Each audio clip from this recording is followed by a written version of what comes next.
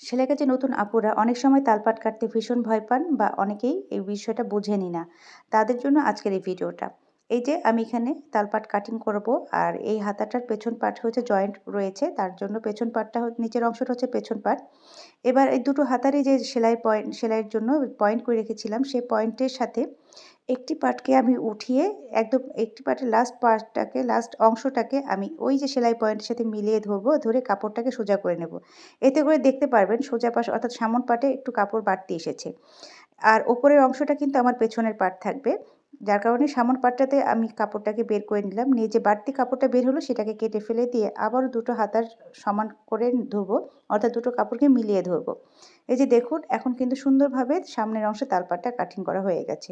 আশা করি যারা সেলাই কাজে একেবারে নতুন আপুরা আছেন, তালপাট কাটতে ভয় পান, তাদের জন্য আজকের ভিডিওটা কাজে লাগবে। নতুন নতুন ভিডিও পেতে আমার পেজটাকে ফলো দিয়ে রাখবেন অবশ্যই।